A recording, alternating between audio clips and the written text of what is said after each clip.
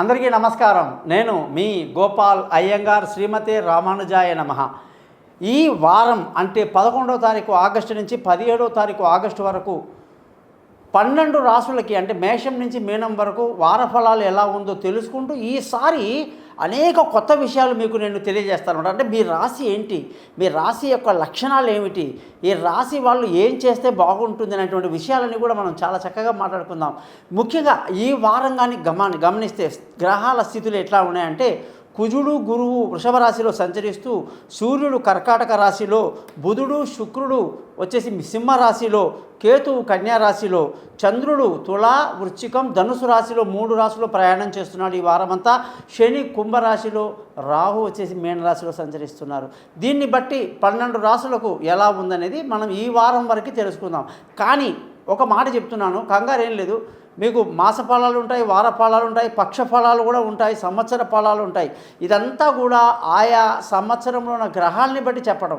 ఇది పక్కన పెడితే అసలు మీరు పుట్టినప్పుడు ఉన్న గ్రహస్థితి ఏంటి, మీరు పుట్టిన సమయానికి గ్రహాలు ఏ విధంగా ఉన్నాయి, మీ లగ్నం ఏమిటి, మీ నక్షత్రం ఏమొచ్చింది, ఏ పాదంలో ఉన్నాయి, ఏ దశలో మీరు స్టార్ట్ అయ్యారు, ఏ విధంగా మీ జాతకం మొత్తం మనం క్లియర్గా చక్రం వేసేసి 50 పేజీలు అన్నమాట. అందులో అనేక చక్రాలు ఉంటాయి. అవి మీకు నేను మెయిల్ చేస్తాను.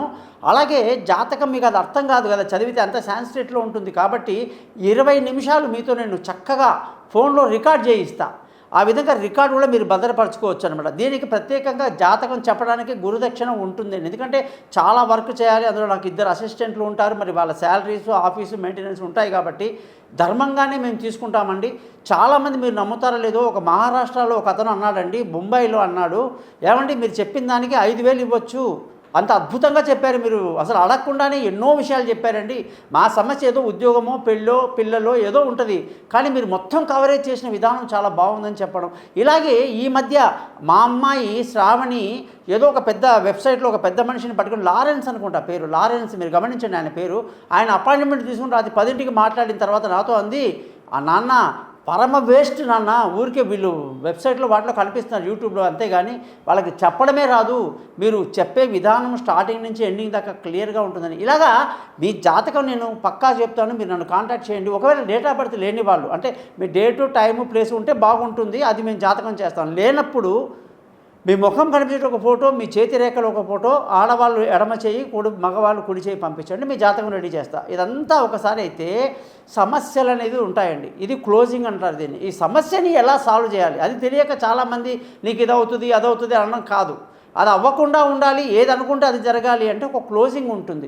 అంటే ఏ గ్రహానికి ఏ విధంగా శాంతి చేయాలో సింపుల్గా చెప్తా.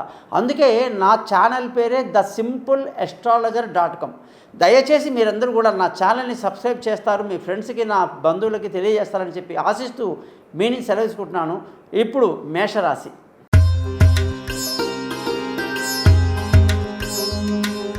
వృశ్చిక రాశి వాళ్ళందరికీ కూడా 11వ తారీఖు ఆగస్టు నుంచి 17వ తారీఖు ఆగస్టు వరకు ఎలా ఉందో చూద్దాం. వృశ్చిక రాశి అంటే మనకు గుర్తొచ్చేది కుజుడు, అంగారకుడు, మంగళుడు. మరి ఈయన ఎవరయ్యా అంటే కష్టపడే కష్టజీవి అన్నమాట.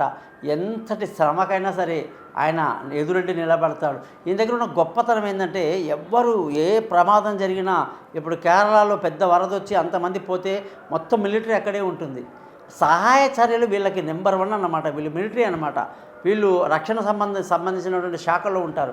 కాబట్టి వీళ్ళు ఏం చేస్తారంటే అందరినీ కాపాడేయటం, అందరికీ సహాయాలు చేసేయడం, అందరినీ రక్షించడం, రిలేషన్షిప్ బాగా మెయింటైన్ చేస్తారనమాట. ఇతరులకు సహాయం చేస్తారు. బంధువులు కూడా అంతే. ఇంట్లో అమ్మ నాన్న బంధువులు ఎవరిని వీళ్ళు ఒక్క క్షణం కూడా బయట వెయ్యరు, కలుపుకుంటారు. ఎప్పుడు వాళ్ళు సపోర్ట్ చేసుకుంటూ వృశ్చిక రాశి వాళ్ళు రిలేషన్షిప్ బాగా మెయింటైన్ చేస్తారు. ఇకపోతే ఈ రాశి వాళ్ళకి ఏంటంటే, విశాఖ 4వ పాదంలో పుట్టిన వాళ్ళు, అనురాధ 4 పాదాలు, జ్యేష్ఠ 4 పాదాలు ఈ రాశిలోకి వస్తాయన్నమాట. మరి ఈ రాశి వాళ్ళంటే చాలా రిలేషన్షిప్ మెయింటైన్ చేస్తారు, ఇతరులకు సహాయం చేస్తారని అనుకున్నాం కదా. ఈ వారంగాని చూస్తే కుజుడు యొక్క స్థానాన్ని బట్టి సంతోషంగా ఆనందంగా ఈ వారమంతా ఎంజాయ్ చేస్తారు అని చెప్పాలి. అలాగే శుభవార్తలు వినడం, విందులు వినోదాల్లో పాల్గొనడం అనేది చాలా అద్భుతంగా ఉంది. ఇంకా చెప్పాలంటే అసలు ధన ఆదాయం అద్భుతంగా ఉంది, కుటుంబ సంతోషం సూపర్గా ఉంది, పిల్లల చదువులు బాగా ఉంటాయి, బంధువుల స్నేహితుల సహాయ సహకారాలు ఏమాత్రం లభించదు, సెల్ఫ్ కాన్ఫిడెన్స్ మీద మీరు ముందుకు వెళ్ళిపోతూ ఉంటారన్నమాట. ఇకపోతే మీకు సొంత ఇల్లు కానీ, వాహనాలు, విలువైన వస్తువులు, ఇల్లు అన్నీ కూడా బ్రహ్మాండంగా ఈ వారం సంపాదించుకుంటారు అని మనం ఖచ్చితంగా చెప్పొచ్చు. శుభకార్యాల్లో పాల్గొనడమే కాదు, సంతానం అంటే పిల్లలు విదేశాలకు వెళ్తామండి, దూర ప్రయాణాలు చేసి విదేశాల్లో దిగుతామండి అంటే వాళ్ళకి అంత అనుకూలంగా ఉందన్నమాట. అక్కడికి వెళ్ళి ఆగస్టు మంత్ కాబట్టి ఇప్పుడు చాలా అడ్మిషన్లు అవుతూ ఉంటాయి. వాళ్ళకి నచ్చిన కోర్సు తీసుకోవటం, నచ్చిన కాలేజీలో సీటు రావడం అన్నీ అనుకూలంగా ఉంటుందన్నమాట. ఇకపోతే ఈ రాశి వాళ్ళందరికీ కూడా ఆరోగ్యపరమైన విషయాల్లో జాగ్రత్తలు తీసుకుంటూ ఉండాలి. ఏమాత్రం కూడా అలసత్వం పనికిరాదు. ఎందుకంటే ఇది జలరాశి, అంటే జలదోషం ఎక్కువ. వర్షాల్లో తడవడం కానీ, వర్షంలో ఉండడం కానీ, జలుబు తొందరగా అయితే తగ్గదన్నమాట వీళ్ళకి. కాబట్టి జాగ్రత్తగా ఉండాలి. ఇక భార్యాభర్తల విషయానికి వస్తే ఎంత అన్యోన్యంగా ఉంటారంటే సంతోషంగా ఆనందంగా గడపడమే కాదు, చక్కటి అన్యోన్యత కలిగి ఒకరినొకరు చక్కగా ప్రేమిస్తూ ఉంటారు.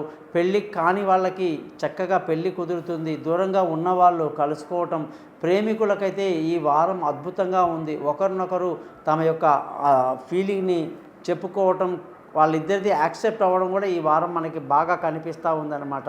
కొందరు ఎవరైతే పార్ట్నర్షిప్లో వ్యాపారాలు చేస్తారో వాళ్ళకి చాలా బాగా కలిసి వస్తుంది. అదృష్టం అంటారా, వీళ్ళకి అద్భుతంగా ఉంది. మంచి అదృష్టవంతులు అవుతారు. తండ్రి సహకారం బాగుంటుంది. పెద్దల సహకారం వల్ల అన్ని పనులు పూర్తి చేసుకుని ధర్మ మార్గాన్ని పాటిస్తూ అదృష్టవంతులు అవుతారు. ఉద్యోగం చేసే వాళ్ళకైతే ఈ వారంలో చక్కటి వారం అని చెప్పాలి. ఉద్యోగంలో కొత్త ఇంటర్వ్యూలు సక్సెస్ అవ్వడం, కొత్త ఉద్యోగంలో చేరడానికి మంచి రోజులు, అలాగే పెద్దల యొక్క సక్సెస్ఫుల్గా వాళ్ళ యొక్క ఆశీర్వాదాలు బాగుండి ఇమీడియట్ బాస్ మిమ్మల్ని ఎప్పుడు కూడా మెచ్చుకొని మీకు ప్రమోషన్లు, ఇంక్రిమెంట్ల మీద మిమ్మల్ని రికమెండ్ చేయటం, ఇవన్నీ ఎంతో ఆనందాన్ని కలిగిస్తాయన్నమాట. ఇకపోతే వ్యాపారం చేసే వాళ్ళకి ఈ వారంలో అద్భుతంగా ఉంది. మంచి వ్యాపారంలో పైకి వస్తారు. టెక్స్టైల్ వ్యాపారం కానివ్వండి, సాఫ్ట్వేర్ వ్యాపారం కానివ్వండి, స్టేషనరీ వ్యాపారాలు, అనేక వ్యాపారాలు ఏవైతే ఉన్నాయో అవన్నీ కూడా ఈ వారం మీకు ఎంతో బాగా కలిసి వస్తుందని చెప్పేసి ఈ రాశి వాళ్ళకి మనం చెప్పాలి. ఖర్చుల విషయానికి వస్తే మంచి కార్యాల కోసం బాగా ఖర్చు పెట్టేస్తారన్నమాట. మరి వృశ్చిక రాశి వాళ్ళకి నేను ఆల్రెడీ చెప్పాను, కుజుడు, అంగారకుడు, మంగళుడు అంటారు, 3 పేర్లు ఉంటాయి. మరి ఈయన ఆధిపత్యం వహిస్తున్న రాశి కాబట్టి వీళ్ళకి అగ్రెసివ్ ఉంటారు అన్నమాట, కోపం ఎక్కువ అన్నమాట. మరి ఈ రాశి వాళ్ళకి అధిదేవతలు ఎవరయ్యా అంటే 3 కనిపిస్తున్నారు మనకి. 1 సుబ్రహ్మణ్య స్వామి, 2 నరసింహస్వామి, 3 ఆంజనేయ స్వామి. మరి ఈ అధిదేవతలని ఎప్పుడైతే మనం పూజిస్తామో గ్రహాలు వాళ్ళ మాట వింటాయన్నమాట. అయితే చాలా సింపుల్గా చెప్పాలి ఏంటంటే, గ్రహాలంటే ఐఏఎస్ ఆఫీసర్లు అంతే, కలెక్టర్లు ఎవరికి రిపోర్ట్ చేయాలి? ఖచ్చితంగా మినిస్టర్లకి రిపోర్ట్ చేయాల్సిందే, వేరే మార్గం లేదు.